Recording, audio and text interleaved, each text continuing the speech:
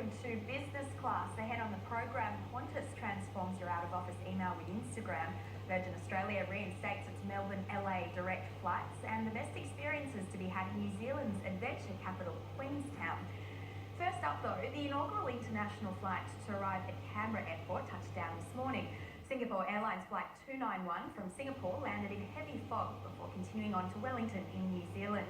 Well, here to tell us all about the airport's new $18 million international terminal is Travel Daily General Manager Christian Schweitzer. Christian, thanks very much for joining us on the program. Now take us through this, the new international terminal at Canberra Airport officially being unveiled. What overseas flights currently are scheduled to go in there? So currently it's just Singapore Airlines that are flying into Canberra and the international terminal. But I would have thought that the likes of Qantas and Virgin Australia will really be eyeing that up as an opportunity too. Okay, now just with Singapore Airlines, because we just heard there, it landed in there this morning, launching the Singapore, Canberra and Wellington route, I believe. Is that right? Take us through some of those routes. Yeah. So that's called the Capital Express, and right now they're earmarked to fly that 4 times per week. But the airline has said that if demand is certainly there, then they would look at taking it up to a daily operation. Right, okay. And what aircraft is currently flying? They're using their B777. It features first class, business class and economy class seats. In first class, they're fully lie-flat beds.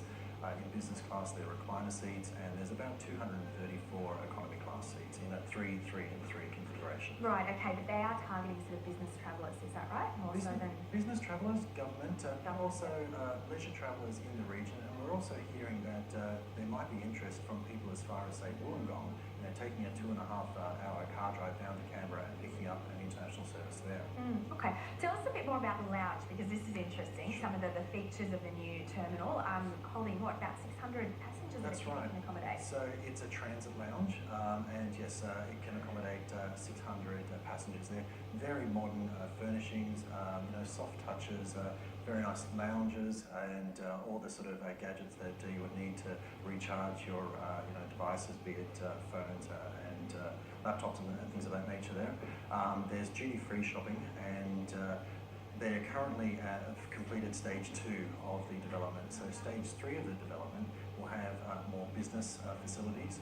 It will have more retail, food and beverage outlets, as well as a kids play area too. Okay, is that going to be the premium area that they'll be launching? There is a distinct premium area, but and that will come through in phase 3 of the development. Right, okay, in phase 3 there. Now separate business and media zones, as well as private function rooms as well. That's correct, yes, absolutely. As part of phase 3, that's the next series of developments for the terminal.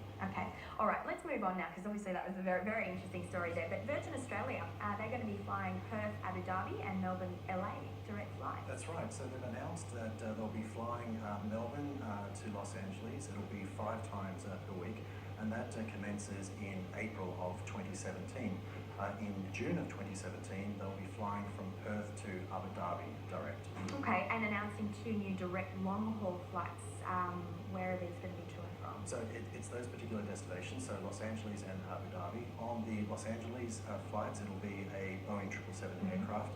They'll have business class and premium economy and economy class.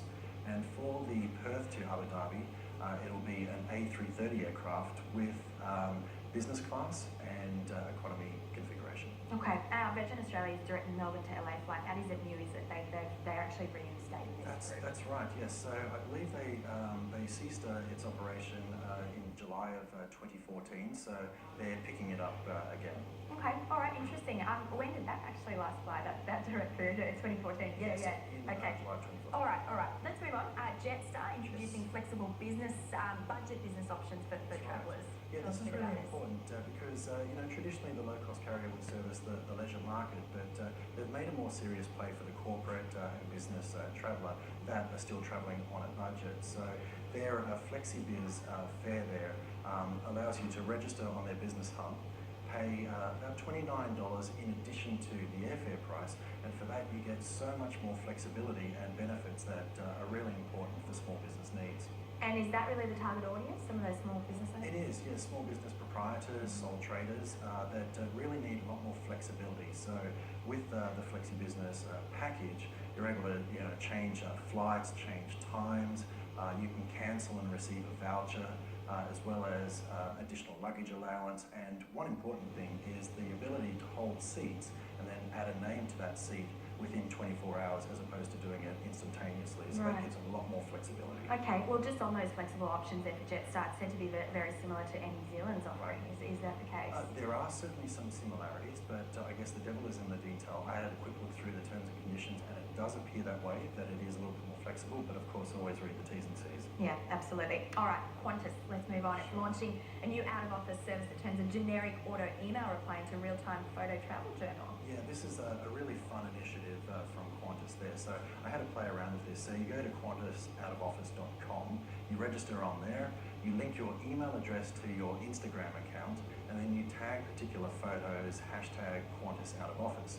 And then whenever someone emails you, those photos will be piped on through to your email and displayed as opposed to just a generic text statement. So it's really quite a cool and funky way to promote travel, inspire travel, and link obviously the Qantas brand to travel. So who's the audience, you think, the biggest target audience who's going to be using this? Well, I think first and foremost it'll be Qantas staff. There's many of them, and that will proliferate to friends and family, and probably as a result now Sky Business News too.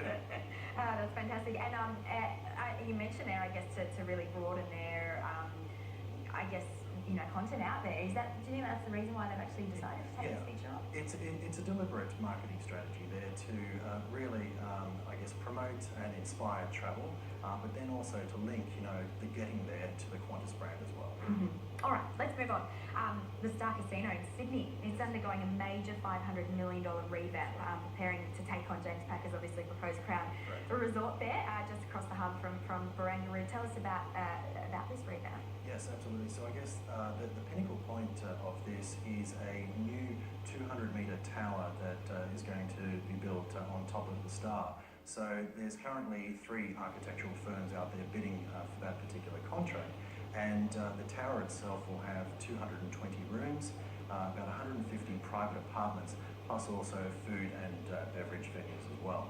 Okay, and it's going to be designed and operated by the Ritz-Carlton? It will be designed by architectural firms, but it will be operated by the Ritz-Carlton, which will mark its return back into the Australian market. Okay, and it's opening, 2020? That's pending design approval? Exactly. They're anticipating a completion date within 2020, which will be 1 year ahead of James Packer's Crown Casino.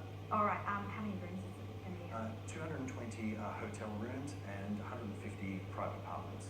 All right, and the management and the coordinators say that the upgrade is necessary to service the Darling Harbour area, that sort of new precinct. Absolutely, it really is developing there. There's a Sofitel that is being built. The International Convention Centre opens later this year there, so it really is a massive draw card to the area. All right, fantastic, Christian. We'll wrap it up there. Really appreciate you joining us. Thanks very much. Thank you. We are going to take a break on that note to head on business class, the Adventures Guide to Queenstown. Do stay with us.